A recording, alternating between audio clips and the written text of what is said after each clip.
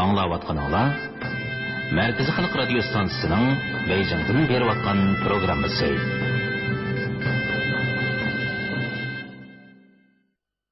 Assalamu alaykum hörmətli radio anlıqçılar. Ədəbi anlatış proqramımızda anlaşılışlarını qarşı alırıq. Bugünkü proqramımızda yazğıcı Əbeydullah İbrahimning Şinjan Xalq Nəşriyyatı tərəfindən nəşr qılınğan Dağ namlıq tarixi romanının davamını anlatırıq.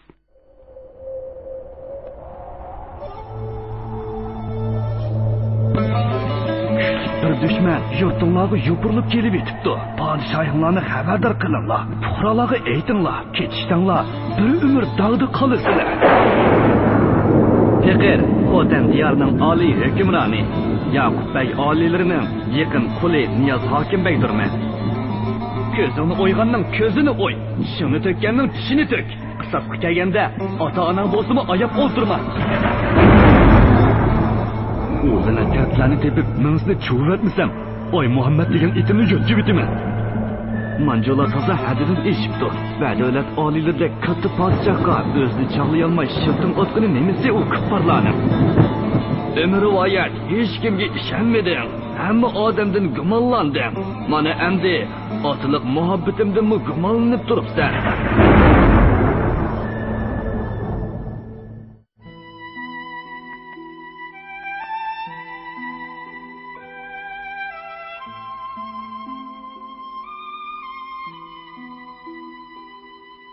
Şuningdan keyin o'limga hukm qilingan vazirni uning aqlli qizi qutuldirgan 1001 kecha rivoyatlardagiga o'xshash ishlar yuz berdi. Oradan bir kecha o'tgandan keyin Niyoz Hekimbek Yaqubbekning dastigini akelgan Devon begining rasmiy uqtirishini topshirib oldi va belgilangan muhlatdan yarim kun burun devonga kelib qabul paytini kutib o'ltirdi. U qabul vaqtining kechga o'rinlashtirilganligidan xabar tepib, g'oyibdan xazina uchirgandek suyunib ketdi. Darvaqa, u Yaqubbekning qo'y paylini xeyli obdan ko'zatgan edi. Dan namozining oldi keyinida uning kayfi ajoyib soz va ochiq bo'ladi. Niyoz Hekimbek 2 kundan beri o'zining behuda qiydiganligiga, yo'qolan xiyollar bilan xun zardab yutqiniga pushaymon qildi. Qabulxonaga kelib etib, deginay. Aslida u oromxuda mongdishdigan bir paytni ko'zlab tikan u. Men uningdan og'rinib yuribdiman. Buningdan qaraganda cho'ngroq bir yurtning, masalan, Qashqardek bir yo'g'on shaharning hokimbayligini in'om qilib o'tamdi nima? Degandek xom xiyol bilan ko'nglini xush qildi. Chiroyi optoparastek echilib ketgan Niyoz Hekimbek ko'ziga qog'idek sovuq ko'rinadigan Shayxul Islomga Yasovul mulozimlariga mehribon otidek apujon g'amxo'r bo'lib ketdi. Sexiylikqa tutib, ularning har biriga bir tangadan choy puli bervatdi. Sanduqlarni ochirib, o'lpon sovg'atlarni yana bir qaytim ko'zdan kechirdi va saroy hovlisida to'xtatilgan quruq mapiga qarab, ulug' kichik tinib qo'ydi. Qabul vaqtida chandurib qo'ymaslik uchun o'rda yo'sollarini Esilzodalar adablarini o'z reti bilan yodidan o'tkazdi. Yaqubbekga deydigan so'zlarni ko'ngil yepig'i morjondek tizib yodlab chiqdi. Uyqusiz tunlarning hordiqi tutgan bo'lsa kerak, yeb bozirdek varonchiroqlik divanda o'ltirib yetibmi, bir qancha qitim beshi tushib ketdi. Niyoz Hekimbek jimi tortiq peshkashlarni qurolsizlantirilgan 5 mahramiga ko'tirib, jamoador farmonchi va oltin dastak ko'tirib olgan Yasovul beshiga agishib, sal o'zgachirak jabdulgan bir uyga kirib keldi. Tegiga kelkun nusxali xotan zilchisi selingan. Ammo hech qanday turmush besotlari bo'lmagan bu uy qaramaqa dalong'imu, mehmonxonag'imu o'xshab turadi. 3 temidan o'xshash 3 eshik qo'yilgan bo'lib, har bir eshikda qilich esib, miltiq tutib yigdak tik turgan ishkidan qorovul bor edi. Yasovul beshi kiribla dastikini qo'ltiqiga qisib oldi. Ondan choq bekitilgan haykaldek tuz, siliq mengib uyning qoq o'tirisiga keldi. O'pkisini to'ldirib bir tin elib olgandan keyin yana shu holatda kayniga burilib, jamoador farmonchiga qaradi. Jamoador farmonchi javoban beshini langshitdi. Yasovul beshi qora yomg'irda qolgan musofirdak tar besib ketgan Niyoz Hekimbekka udulidagi bir eshikni ko'rsatdi. Jamoador farmonchi uni boshlab mangdi. Niyoz Hekimbek bo'sog'idan otlab etib, Yasovul beshining o'ziga agishib kelayotgan xos mahramlarini to'sib olganligini to'yib qoldi. Va qoyirlib qarashga petin olmasdan bismillah debla bo'sog'idan otladi. U kiribla o'tirxol sunnatlangan uyning to'rt tarafidagi supida cho'g'donga qo'lini qoqlag'ach yonboshlab yotgan Yoqub Bagni ko'rdi va sal titrak ovozda salom berdi. Assalomu alaykum olilari, dedi Niyoz Hekimbek. Va alaykum assalom, dedi Yoqub Bag salomni elib. Yoqub Bag chibdis harakat bilan o'rnidan turib, Niyoz Hekimbek bilan qo'sh-qo'llab ko'rishgandan keyin jamoador farmonchiga o'ng tarafidan, uningga so'l tarafidan joy ko'rsatdi. Yoqub Bag onchi ko'z yoqmaydigan kimxob yoqiliq kang to'n kiyib, qosh teshi va tushdan naqsh qo'yilgan oddiy kamar bog'lab olgan edi. O'rib olgan yeshil sallisi burun soqollarining qo'yiqligidan qosh ko'zi va burni oran ko'rinib turgan surlik chiroyiga yarashib turadi. Teni sog'lom, tetik, kayfi chog' ko'rinadi.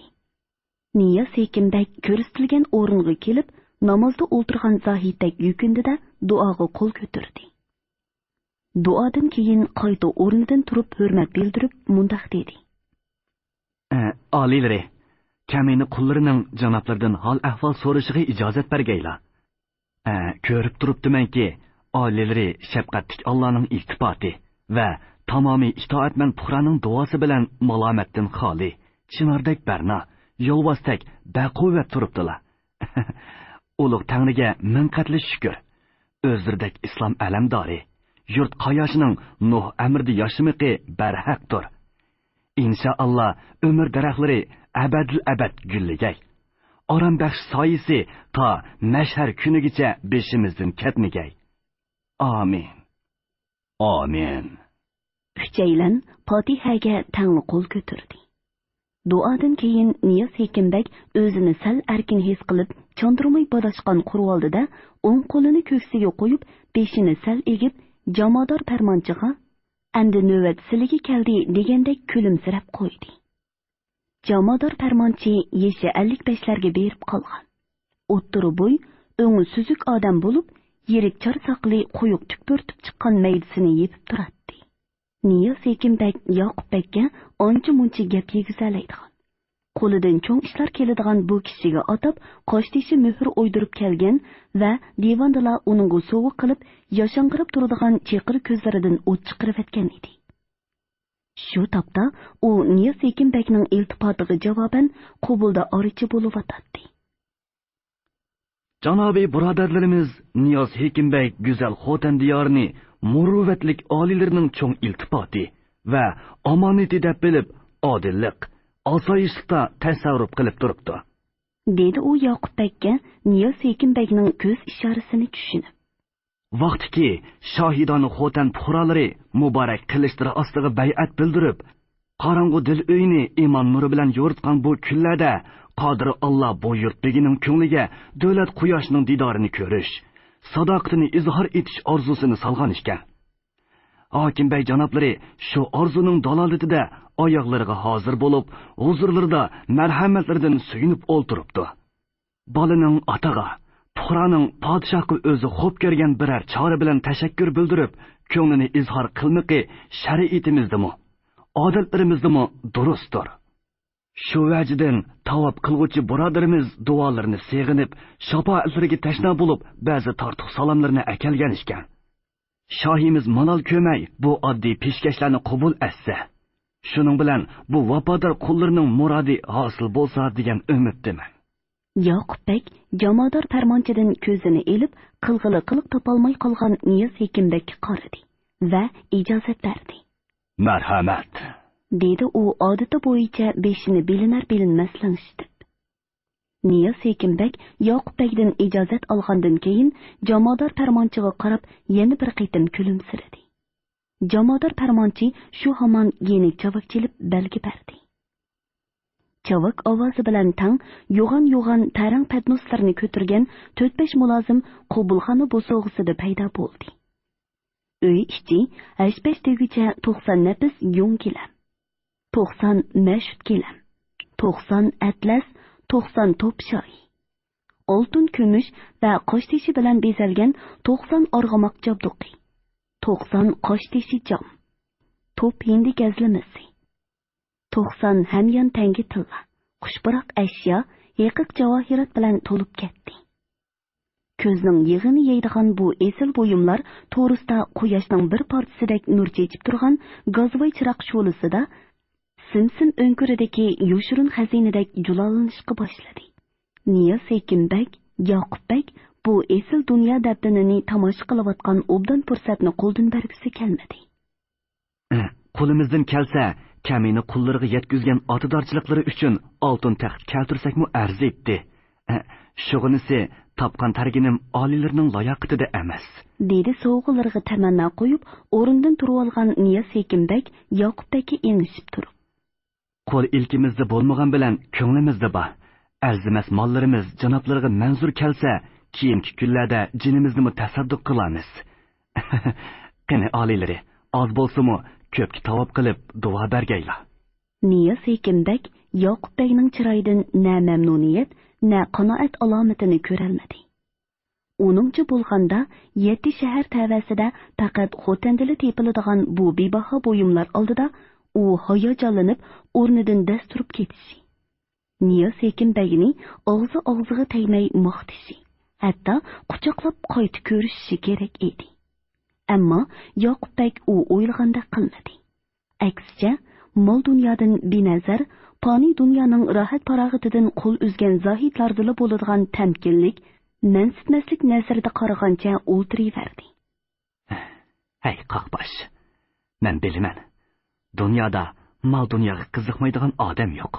Senmi, menmi shuning ichida. Faqat xushliqingni yoshirib, kayfingni niqoblab, hurmatimga qasdan parvosiz qaravotsan, ha? Deydi Niyaz Ekinbek ichida Yoqubbekka xiyolan xitob qilib. Asnik tutgan bo'lsa kerak, Yoqubbek og'zini ochib, g'ulichini kang yoydi. Kirishib ketgan g'ulini ruslab oldi. Ko'zlarini chekchaytib o'ltirgan jamodar farmonchiga mundaqchilik qarab oldi va tortiqlarga fotiha berib, karamlik Allah qo'li ochiq bandisini do'st tutquchidir. Iloho, amin. deb yuzini va soqolini sipab qo'ydi. Darvaqa, Niyaz Ekinbek Qushbegining bu xil parvosizligini boshqa bir ma'noda tushunib o'tadi. Durust. Xuddi o'zi jazm qilgandek Yoqubbekmi odam edi. Odamni odamlik mohiyatidan elib aytganda, u mol dunyoga qiziqmay qolmaydi. Ammo qimmat baholiq bu mol dunyoning oldida tog'dek do'linib ketishi bo'libmi, mol dunyo tortiq qilg'uchining haddidan oshirib sadoqat bildirishi Yoqubbekning ko'nglida shubhalar paydo qilganligi Niyaz Ekinbekka texi qorong'u edi. Amaliyotda bundoq sadoqat va mardlikning kayniga qandoq ta'ma va qandoq ofatning yo'shiringanligidan iborat bir murakkab tepishmoq Yoqubbekni to'liq azobida qiynayotdi.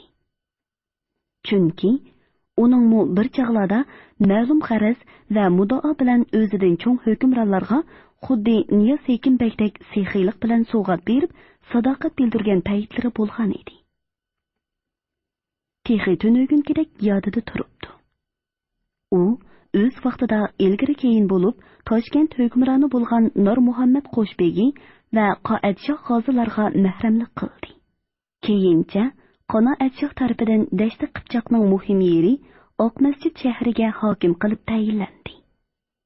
U hokimlik qilib yurgan kunlarda shahar atrofidagi chorvachi qavmlardan xeyli ko'p g'alla paroq yig'di. Barmisa yo'lib yilib yomon emas obro'ga erishdi. Biroq o'rdakning go'shini yesang g'ozning payida bo'l degan gap bekor emas ekan. Bu obro'y va bu hokimlik uning qanoat jomini toshtirib, yangi vasvaslarga solg'ili turdi. Toshkentdek biror cho'ng shaharga hokim bo'lish, hokimlikni qo'lga keltirgandan keyin uningdan ustunroq biror taxtga erishish orzusi uni xuddi Niyaz Ekinbek mongan yo'ldek bir yo'lga otlantirdi.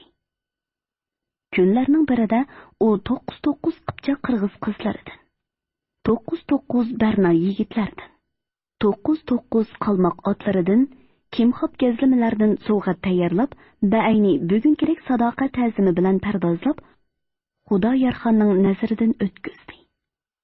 Qo'qon xalqining hech bir shahri va hokimidan bundaq mo'l qimmatbaho tortiq salomlarga erishib boqmagan Xudoyorxon uningga maqsadiga loyiq suyurg'al va in'omlarni berdi. Keyin Yoqub Begning beshiga nurg'un balo qazolar keldi. Shundaq chaqlardimi u mol dunyoning kuchi bilan Xudoyorxonning mahrimi Abdulla Yuzbeshining maylini o'ziga qortib xonning g'azabidan qochib qutuldi.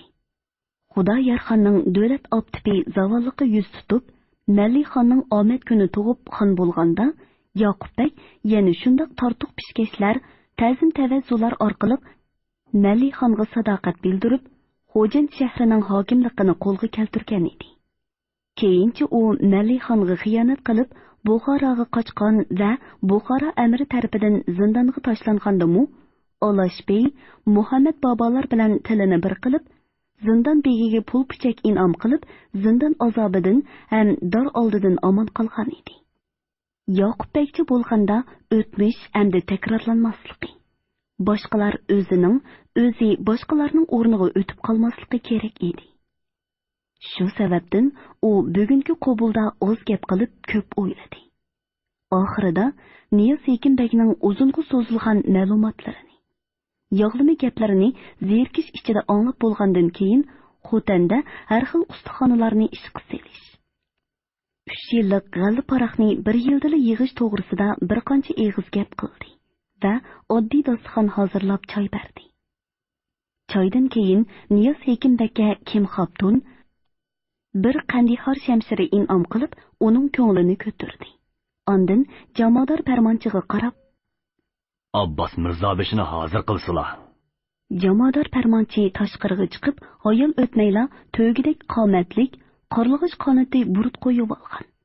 O'zoyidan takabburlik to'kilib turadigan notunish bir kishini boshlab kirdi. Yoqub Beg bu kishini Niyoz Ekinbegga tanishtirib, Hazratlariga qo'shib qo'ydigan kishi Kamillarning shirin tuqqini Xo'ja Abbos Yuzbeshi bo'ladi. Bugungacha bo'sh turgan Mirzabeshilik o'rnini muhtaram tuqqinimiz bilan to'ldirib, ko'proq odidorchilik qilib qo'yarlar. Olilarning marhamatiga tashakkur. Niyoz Ekinbeg Yoqub Begning og'zaki yorliqini anglab, beshiga chaqmoq tushgandek beorom bo'ldi-yu, lekin bu holatini hech kimga sezdirmadi. Ko'taralmasang sangildival degan mana mushu. Halman Pansat bilan Mollaji Turabning ovozligi yetmagandek, yana bir kushantini ko'paytganiga qaramamdigan. Deganlarni ko'nglidan o'tkazdi. Chunki mansab martaba jihatda Mirzabeshi Hokimbek bilan tang maqomda turadi. Quliqining texmi tinch bo'lmaydiganligi Niyoz Ekinbegga ma'lum edi.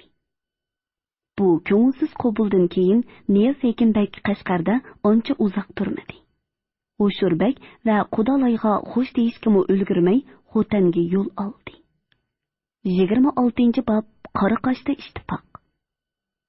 Oqmollamning uyi Ulug' yo'lning bo'yiga joylashgan bo'lib, o'zi yaqin atrofdagi kichikroq bir masjidda mazillik qiladi. U yaqinlik kuyga o'xshab ketadigan xush ovozi va kichik beyilligi bilan namoz xollarining va ahli mahallaning hurmatiga sazovor edi. U to'g'ligan azon quyuq bulutlarni bo'sib o'tib, na'nalarga ketadi va gugumdagi hayot shavqularini, tong xo'rozlarning chillashlarini besib tushadi. Bugun u Qoraqosh ko'chalarida o'zi buzilgan cho'milalardek cho'lib yurgan sho'rtumshuq mirshablarning nazariga tushib qolishdan ansirab, xubdan namoziga uy ichida azon o'qidi. Kepak Darvish, Oy Muhammad Qozonchi va Karimqul uni imom deb bilib iqtido qilishdi. Namozdan forig' bo'lgandan keyin to'rt tomdagi o'choqni cho'ridab o'ltirib, parang'i tushib ketdi. O'choqda suv temib turgan ho'l terak o'tini pijildab kuymoqda edi. Uy ichini bir olgan kuygan yelim purqi dimoqni etishtirib, ko'zlarni yashang'irtatdi. O'tin uchlarga tutishib, yoqsirab qolgan chirog'dek pilildashqa boshlagan ojiz yolqin issig'idek issiq beralmasimu, lekin ularning to'pi o'rlab turgan chiroyini ancha-muncha yo'rtib turadi. Nemigadir ish siqilib turgan kepak darvishning soqolini tutamlab turib, dum yetib po'lashlarimu o'tni ulg'aytishdan yiroq edi. Ajab bir zamon bo'lyotdi ya. Kepak darvishning behuda urinishlardan xijil bo'lgan oqmollam o'zicha dodlashga boshladi. Bozorga biror kollak tuz yoki biror ulug' o'tinchoqliq narsa kirmas bo'p ketdi. Har qaysirini to'ngib qolmasin deb uy kenidagi qopoq terakni kesib o'tin qilgan edim. Kim bilsin, uning sudini suzib olgandaklar mishildab turganni. O'g'lim rahmatlik hayot chig'ida. Hay, nemisini dey. Oqmollam Oymuhammadni oyapla o'g'li haqidagi ta'sirlik va uzun hikoyasini so'zlashdan yaltiyib qoldi. Chanoqlaridan toshoydab qolgan yeshini chandurmay surtib etib, hamrohlariga qarab hech ish bo'lmagandek gülümsirab qo'ydi. Bu yil to'p-to'g'ri 45 ga kirgan. Qo'raydek o'ruq, o'ttiri bo'y, oq o'ngli kelgan Oqmollam Qoraqosh bozorining Zava yo'li tarafidagi masjidda imomlik qilib yurgan kunlarda tuyuqsiz motamlik bo'lib qoldi. Taqdiri ta'tir kelib, 7 yoshida onasiz qolgan o'g'li Abdujabbor Nazir Niyoz va namoz haqiga qarashliq bu nomrod nazinning otiliq ham onaliq mehriga qinib cho'ng bo'lgan edi. O'tgan yili naq 20 ga kirgan kunlarda u Yor Muhammadga agishib Xotanga bordi. Va cho'ng qatlamda Yor Muhammad bilan bir kun, bir soatda qazo qilib ketdi. O'g'lining meyiti kuni tunishi qovul ustining o'g'li Oy Muhammad ham amdili tunishgan kepak darvish tarafidan yuyib tarilib dafna qilib etilgan bo'lsa-mu, lekin o'g'lining kulib turgan simosi to bugungacha ko'z oldidan ner ketmaydi. Uning burkut bolasininkidek chaqnab turadigan ko'zlari Billa manganda o'zidan egizroq ko'rinadigan bo'y basti. Sadda, ishta akchan xulqi kech kunduz o'zi bilan billa edi. Mayli joy namozda bo'lsin yoki tala tuzda bo'lsin, o'g'lining simosi ko'ziga ko'ringan hamon ko'z yoshlari ko'klam yomg'irudek to'kilib, domon soqolini chiliq-chiliq ho'l qilib yetadi. Oqmollam masjidning 3dan 1ni to'ldira olmayotgan jamoatdan bezib, yolg'izlikdan g'iribsinib turganda, Oy Muhammad va uning hamrohlari kelib qoldi. U uchaylan Gul oyimni Gumi ko'kterakdagi to'qinining uyiga joylashtirib qo'yib, piyolma orqali Qoraqosh tavasiga kirib, udul uninkiga tushgan edi. Oy Muhammadlarni ko'rib, xuddi o'g'li tirilib qo'pqandek xush bo'lib ketgan bu mazin ular bilan qadinaslarcha quchoqlashib ko'rishdi. O'g'lining jasadini o'z qo'li bilan suvga elib, kepallab yerlikida qo'ygan kepak darvish bilan tunji ko'rishdila, ko'ni tunishlardek chiqishib ketdi. Shuning bilan u tishining qavukida saqlab kelgan 4 uchun go'rishni ochiqdi va o'g'zi totulab yurgan 3 chujisining birini bo'g'izlab g'izo tayyorladi. Qaysi shamol uchirib keldikin, necha kundan beri qumga tushgan tangidak g'oyib bo'lib ketgan Hamdam Boturmu qiyodak surlik gavdasini ko'tarib kirib keldi. Bir kecha kunduz og'ziga non solmagan. Bir yutum suvi tashna bo'lgan bu mehmonlar Oqmollamning himmati bilan qo'rsqini xeyli obdalli to'qlab oldi. Bir haza po'lash, chuqchilashlardan keyin atiyozning optipidek issiq berishga boshlagan o'choqqa 5 jup qo'l qo'landi. Bu qo'llarning ichida mehmonlar qatoriga yengil qo'shilgan Hamdam Boturning qo'llari to'yga topinidek cho'ng edi. To'liq echilgan aloqalari ba'ayni o'njonliq ketmangila o'xshaydi. Qo'liga loyiq bo'y bastimu nar to'gidek yo'g'on edi. Uy havosining xilili sovuq bo'lishiga qaramay, qoplonninkidek yo'g'on beshidan purqirab, o'rlab, chekisidan tar qo'yilib turadi. To'lab qo'ygandek semiz yuzi, yo'g'on burni, ishki elik kelgudek quyuq buriti bilan u xuddi cho'chaklardagi devigila o'xshaydi. Oqmollam o'choq oldidagilarning sug'i qongan o'kizdek yenik pushuldashlari. Sukut ichida o'ltirishlariga qarab gap tashmoqchi bo'ldi va 10 yillik qopoq terakning qo'lidek to'm pochoqlarini taslikka qo'lashtirib, o'choq oldida 2 kishilik yerni egilib o'ltirgan Hamdam Boturga Qani ukam, o'choqning o'tini engishib turib, toza bir pulib etmamdilar. dedi chaqchaq qilib. Engishib o't puvlash emas, balki o'ri tursimu putining uchini ko'rolmaydigan Hamdam Batur. Mollika, mushu kunlarda ko'nglim chaqchaq topmaydigan bo'lib qoldi. Boshqacha bo'lsaydi, sizlarga hargiz bosh kelmaydim. dedi sal xushyoqmagan holda. Demisimu, Hamdam Batur yurt ichida peqirchilik, uzukchilik bo'layotgan.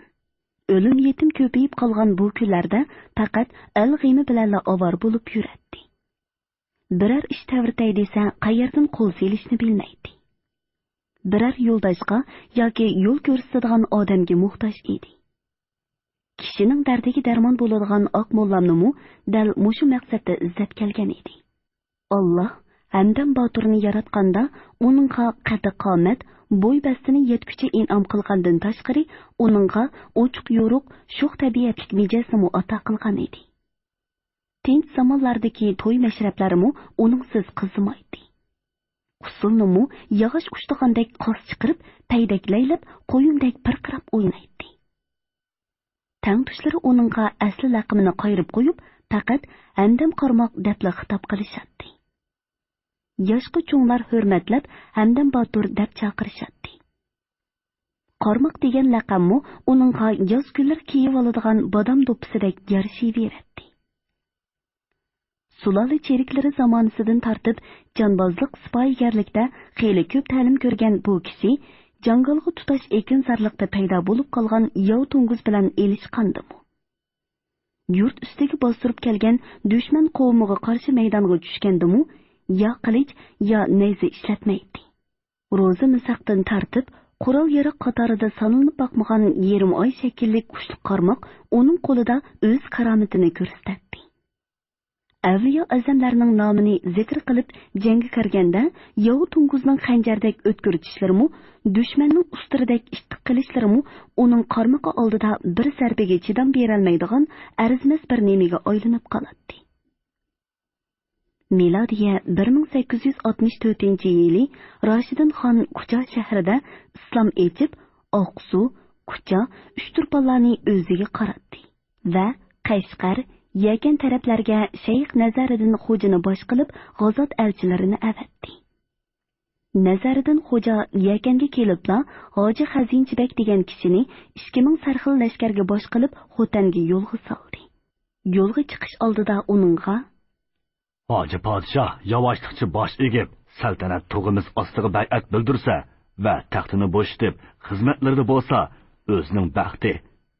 Mubodo dalolatdan bosh tortib, qattiq qulluq qilsa, uni jimiki jaddi pushti bilan qo'shib, oldimga hozir qilg'aylar, deb amr qildi.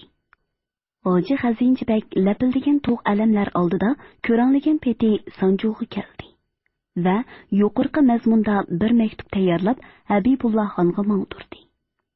Takabburlik, yo'g'onchilik bilan to'lgan bu maktub Habibulloh xonning g'ururiga tegdi. Farmon bo'yicha o'g'li Ibrohim xon Sodur 3000 lashkarga sardor bo'lib, Hoji Xazinchibekning oldini to'sdi.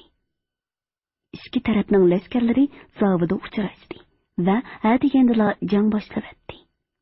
Ammo o'ylamagan kelishmaslik yuz berib, jang otlarining to'yiqi qiza-qizimayla Ibrohim xon Sodur g'oyib ajal bilan u olamga safar qildi. Boshsiz qolgan xotin lashkarlari jon jahli bilan jang qildi-yu, bir qadam ilgari bosolmadi. Dal shu chog'da Ibrohim xonga alamdor bo'lib kelgan Hamdam Batur yeshil alamni pulanglatib, nari tortgan peti maydonga tushdi va chekinish taraddutiga tushgan lashkarlarga qarab: "Ey Batur lashkarlar, posibonimizni o'ltirgan yoqu yurtliqlardan qonga qon, jonga jon olili. O'limdan qo'rqqan xotinlik emas", deb xitob qildi.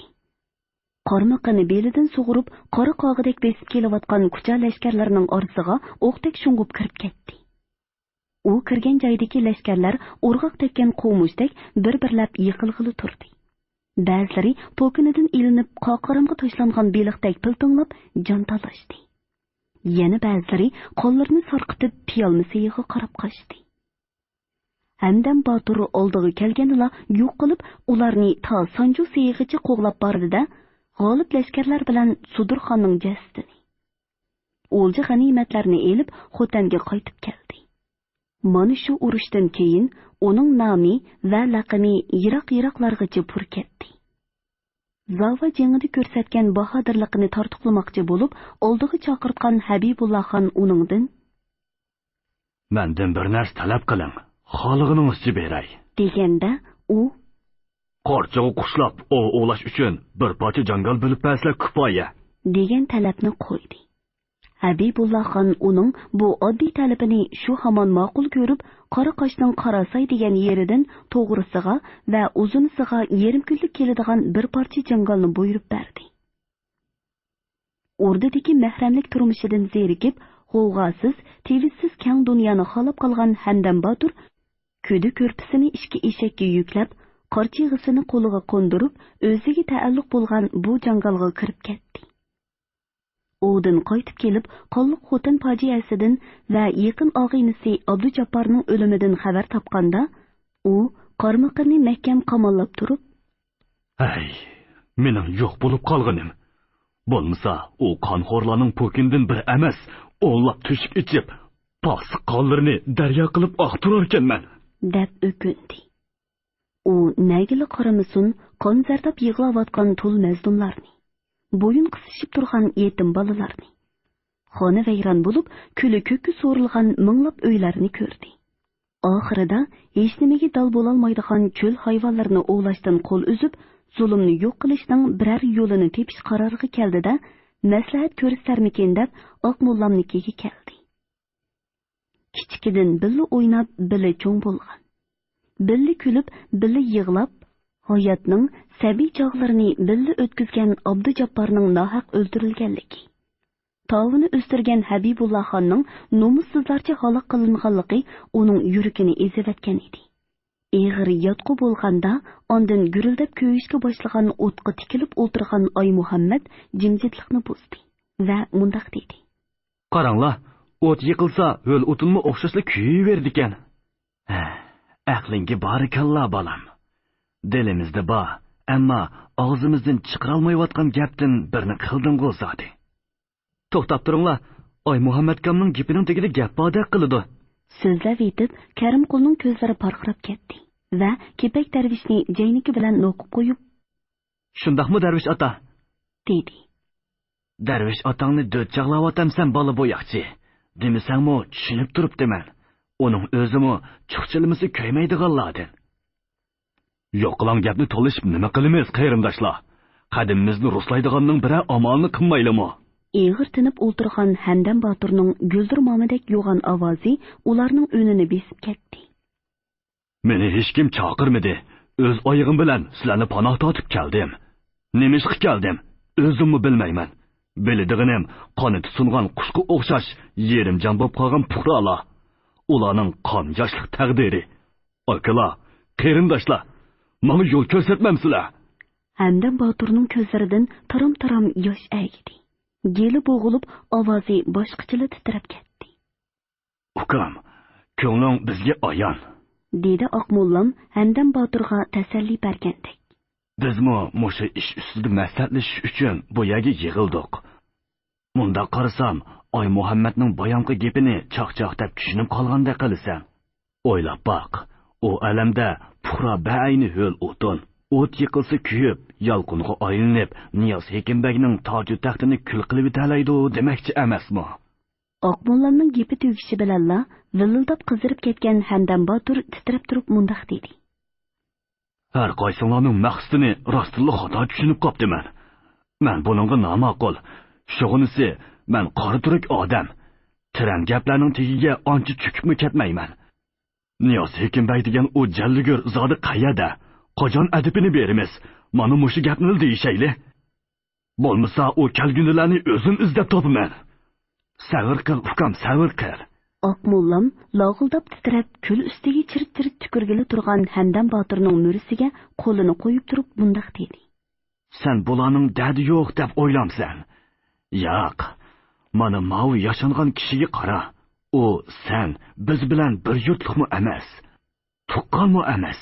Lekin necha 10 ming xotinlikning begunoh o'ltirganiga chidamay, o'sha tosh yurak mansabdorlardan o'ch ilish ko'yida yuribdi.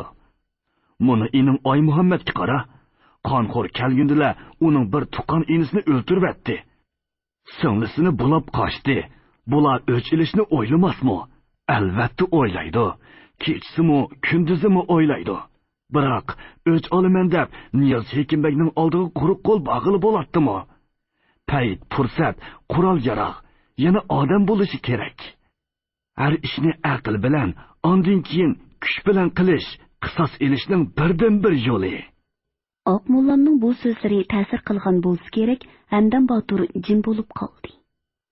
Oy Muhammadlar oilasining kulpatlik taqdirini, bo'libmi Gul oyimning echinishli kechirmishlarini anglaganida, sal pultaygan ko'zlaridan sirg'igan yosh o't yo'rqida marvoyitdek parqirab, ching siqimlab olgan qarmoqining ustiga tomdi. Uy ichi jimjitlikqa cho'kdi. Gap qilishning payti kelganligini boyqagan kepak darvish eg'iz ochdi. Ukimiz Hamdam aytgandek, o'chimizni ololmasak, nomusimizni oqlamasak, men erkakda belimizni bog'lab yurganimizning qilchi mazzasi yo'q. Ko'rib turibdimiz. Xo'talliklar yanada halokat girdobida jon talashyapti. O'tgan yili yig'ib olgan ozg'ini hosil g'alla paroq bilan tugidi. Qolg'ini qish kirguchimi yetmadi. Och yalang'och puhra mushundaq Simiston kunlardimi bog' o'rda qurilishida hasharg'i silinyapti. Allah yaratishni men yaratdim, yorulmishim o'zingdan degan ekan. Mubodo mushundaq ketaversak, nom nishonsiz o'lib tugaymiz. Yurtimizni, makonimizni Yajuj-Majujlar oyoq osti qilaverdi. Shunga jinimizni tikib, bir yoqdan bosh, bir yoqdan qo'l chiqarib, o'ch ilishimiz kerak. Durust gap bo'ldi. Yetib o'lgicha, etib o'lgan muhib. Qani deslar darvish hazratim. Odil o'rdiga besib kirimizmi yo oldi bilan qaraqoshni qo'lga olamizmi? Nagi deslar, mana biz tayyor. Hamdam Botur yanglarini shimoylab, maydisiga urib turib, Odil o'rdiga besib kirayli. Niyoz Hekimbeyning yo'qligimi bir fursat. Bu fursat o'tib ketsa kelmaydi jumo. Devidi Karim qulmu uningga agishib o'tirg'i sakrab tushdi. To'xtanglar, og'zinglardan hizzi bo'linglar. Kepak darvish qo'mish qo'rayotgandek churqirishayotgan hamrohlarini ogohlantirdi va taqildiqini kelayotgan taktakchi uy kaynidan o'tib ketgandan keyin gapini davomlashtirdi. Hurmatli radio anglag'uvchilar, yozuvchi Abaydulla Ibrohimning Xinjiang xalq nashriyati tarafidan nashr qilingan Dog' nomli tarixiy romanini bugun mush yergacha anglatdik. Davomini atidagi programmamizda anglaysizlar.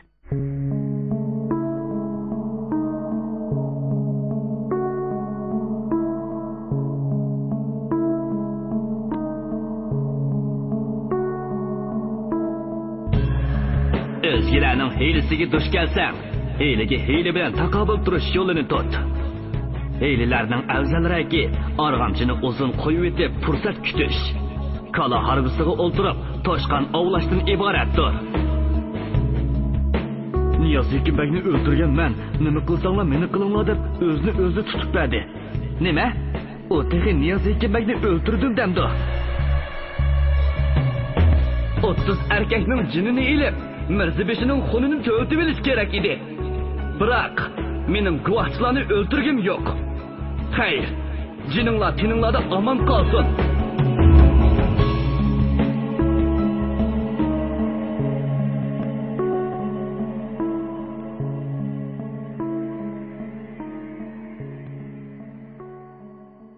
Bugungi programmamizning diktorlari Mahira Abdurashid, Shuhrat Abdurahmon, ovoz texniklar Po'lat Tursun, Tahir Yasin, mas'ul muharrir Ilhom Mahmud, Abdurasul Abdurahim, bosh nazoratchi Gulbahor G'upur.